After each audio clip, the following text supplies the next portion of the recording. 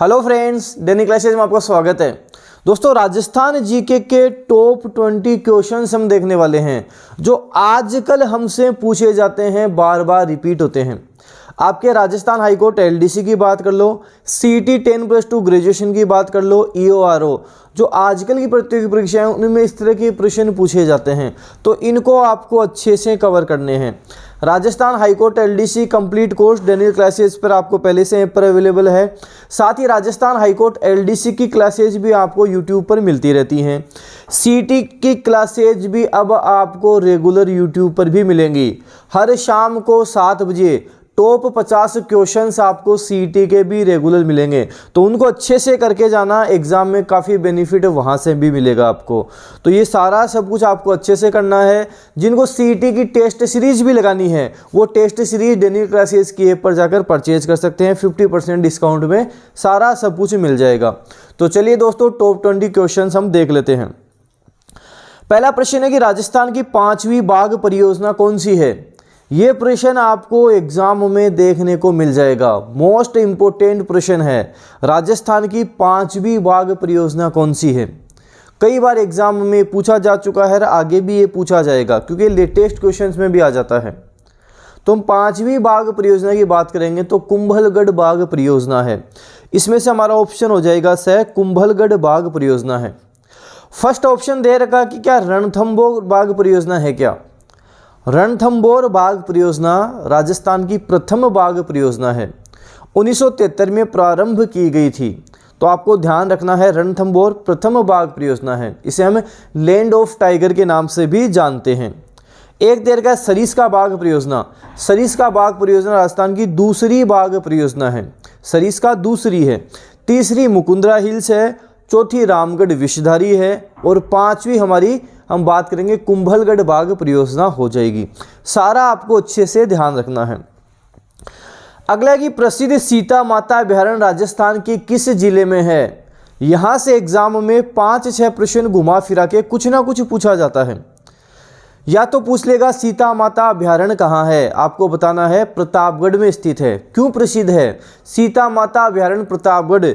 उड़न गिलहरियों का स्वर्ग कहलाता है, चीतल की मातृभूमि कहलाता है, एकमात्र सागवान वनों का अभयारण्य कहलाता है। इसलिए सीता माता अभयारण्य प्रसिद्ध है जो प्रतापगढ़ में है। उड़न गिलहरियों का स्वर्ग, चीतल की मातृभूमि, एकमात्र सागवान वनों का अभयारण्य। और प्रतापगढ़ में ही हम बात करें राजस्थान का सबसे ऊंचा बांध जाखम बांध भी प्रतापगढ़ में ही है। एग्जाम में पूछ ले राजस्थान का सबसे ऊंचा बांध जाखम बांध राजस्थान के किस जिले में है। राजस्थान के प्रतापगढ़ जिले में है जो राजस्थान का 33वां जिला है, ध्यान रखना है।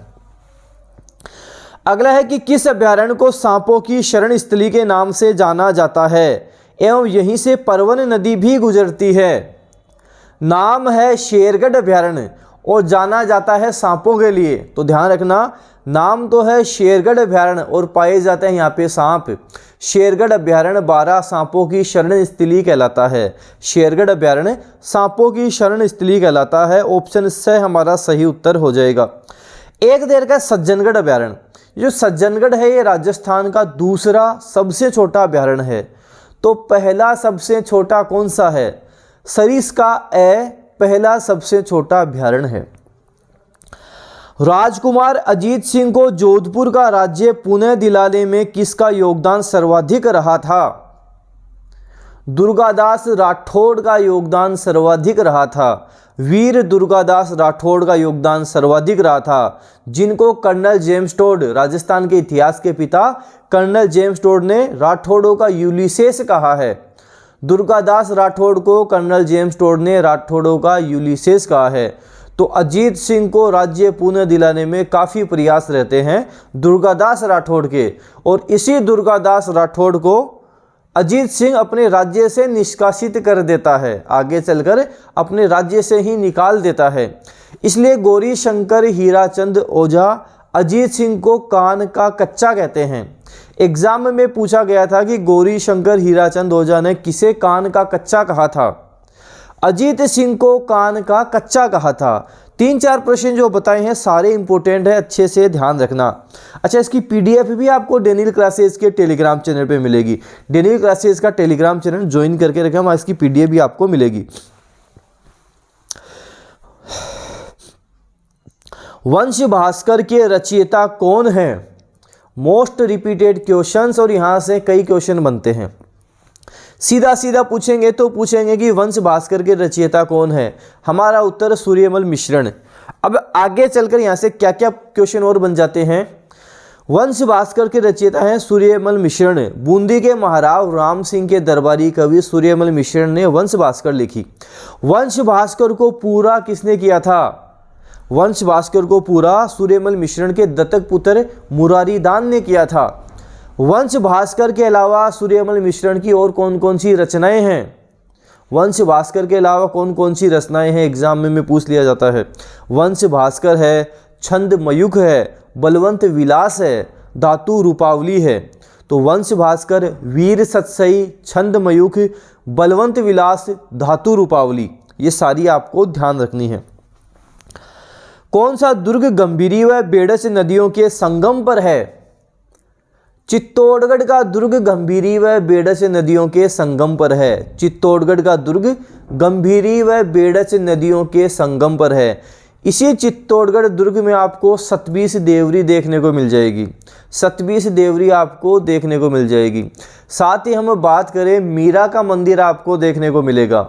मीरा के मंदिर के सामने ही इनके गुरु रेदास की छतरी आपको देखने को मिल जाएगी। रेदास की छतरी आपको इसमें देखने को मिल जाएगी।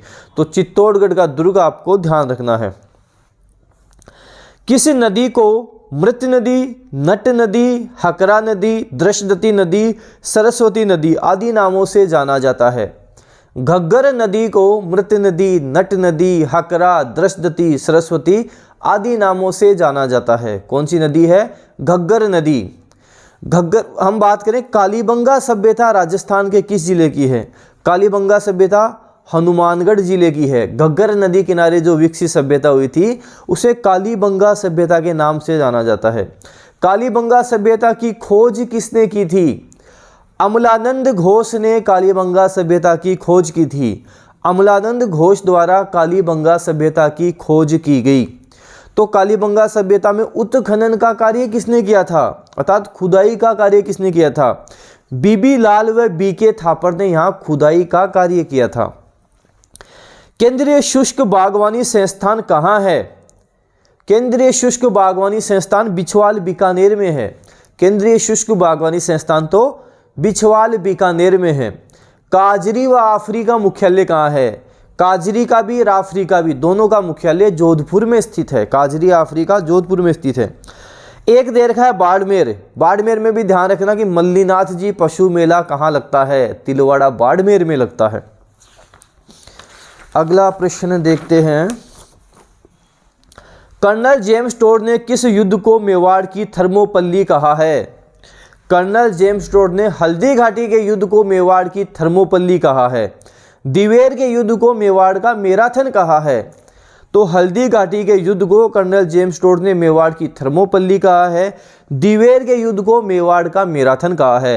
कर्नल जेम्स टोड को हम राजस्थान के इतिहास के पिता के नाम से जानते हैं, जिनकी बुक है annals and antiquities of Rajasthan, जिसे राजस्थान के इतिहास का विश्वकोश हम कहते हैं। कर्नल जेम्स टोड ने ही राजस्थान को राजस्थान रायथान रजवाड़ा ये नाम दिए थे। गुरु शिखर को संतों का शिखर कर्नल जेम्स टोड ने ही कहा था। विजय स्तंभ को कुतुब मीनार से भी श्रेष्ठ मीनार कर्नल जेम्स टोड ने ही कहा था। तो ये सारी डिटेल भी आपको ध्यान रखनी है। धरती धोरारी के रचयिता कौन हैं? धरती धोरारी के रचयिता सुजानगढ़ चूरू के कन्हैयालाल सेठिया हैं। कौन है? कन्हैयालाल सेठिया धरती धोरारी के रचयिता हैं। धरती धोरारी, मिंझर, लीलटांस। लीलटांस के लिए तो 1976 में साहित्य अकादमी पुरस्कार भी इनको मिला हुआ है। तो लीलटांस, मिंझर, धरती धोरारी, हरे गासरी रोटी, ये रचनाएं सारी इन्हीं की हैं। निग्रंथ की बात कर लो, शब्द की बात कर लो, सारी रचनाएं किसकी हैं? कन्हैयालाल सेठिया की हैं, निग्रंथ भी इन्हीं की है, शब्द भी इन्हीं की है, रमणियारा सोरठा भी इन्हीं की रचना है। तो आपको ध्यान रखना है सुजानगढ़ चूरू के कन्हैयालाल सेठिया।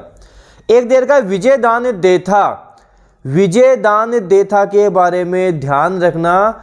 जब 1974 में साहित्य अकादमी पुरस्कार राजस्थानी भाषा में भी मिलना शुरू हो गए थे, तब प्रथम बार राजस्थानी भाषा में विजयदान देथा को ही मिला था और बातारी फुलवारी भाग 10 के लिए मिला था।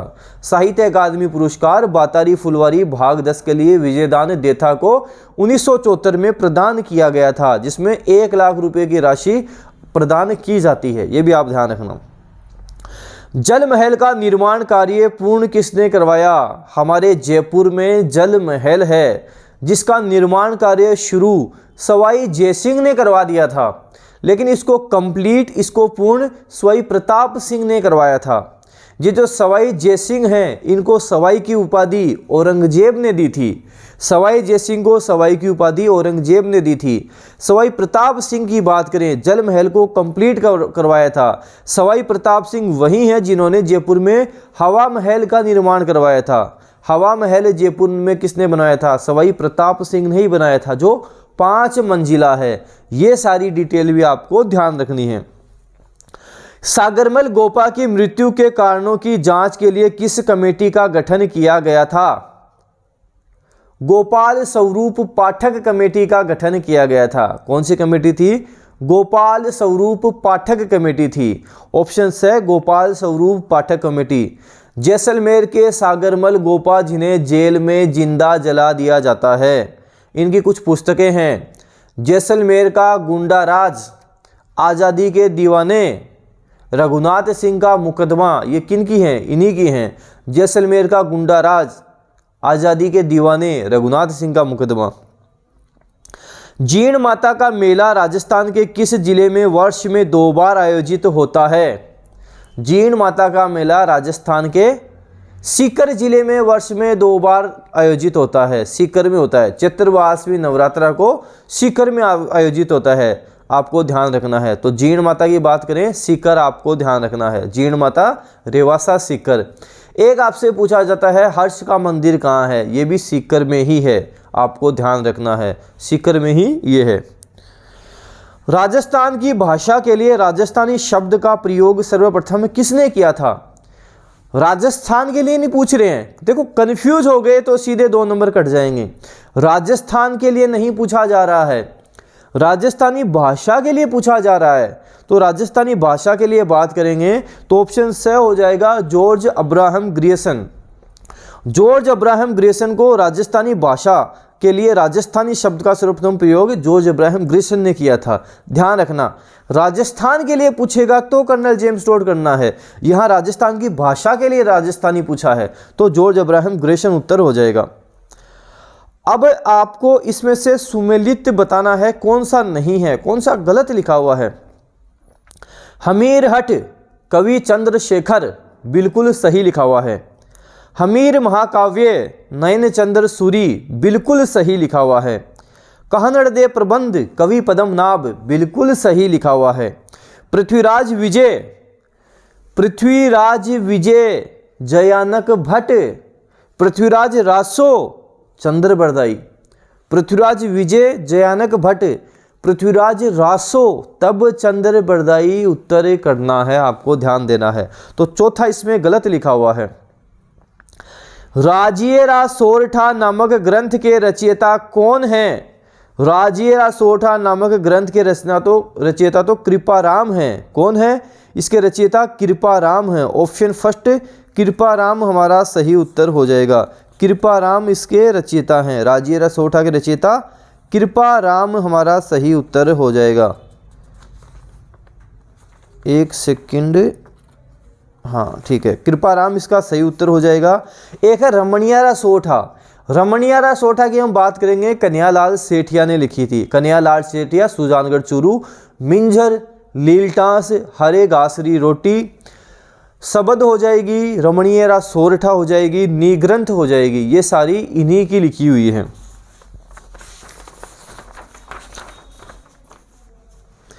बनी ठनी पेंटिंग किस चित्र शैली से संबंधित है? बनी ठनी पेंटिंग तो किशनगढ़ शैली से संबंधित है, चित्रकार निहाल चंद है। बनी ठनी पेंटिंग किशनगढ़ शैली, चित्रकार निहाल चंद। जयपुर की बात करें, ब्लू पोट्री काफ़ी प्रसिद्ध है, जयपुर की ब्लू पोट्री काफ़ी प्रसिद्ध है। केवलादेव घना पक्षी अभ्यारण्य कहाँ है? केवलादेव घना पक्षी अभ्यारण्य भरतपुर में है, जो साइबेरियन सारस के लिए प्रसिद्ध है। यहाँ पे जो साइबेरियन सारस हैं कब आते हैं? शीत ऋतु में यहाँ पर साइबेरियन सारस आते हैं। ये रामसर साइट में भी आता है, नमभूमि क्षेत्र में भी आता है। राजस्थान के 2 ही स्थल नमभूमि क्षेत्र में आते हैं, केवलादेव घना पक्षी अभ्यारण्य और सांभर झील, दोनों ध्यान रखना। केवलादेव घना पक्षी अभ्यारण्य और सांभर झील ये नमभूमि क्षेत्र में भी आते हैं। अगला है कि राजरूपक किसकी रचना है? राजरूपक तो वीरभान की रचना है। किसकी रचना है? वीरभान की रचना है। जोधपुर के अभय सिंह के समय राजरूपक की बात करेंगे, वीरभान की रचना है। ऐसे ही कर्णीदान की बात करेंगे, सूरज प्रकाश, ऑप्शन बी में देर का है। भट्ट जगजीवन की बात करें, इनकी अभ्युदय लिखी हुई है। सुरती मिश्र की अमर चंद्रिका, ये भी ध्यान रख लेना। अगला है चेतक की छतरी कहाँ है? चेतक की छतरी तो बलीचा गांव राजसमंद में है, बलीचा गांव राजसमंद में चेतक की छतरी है।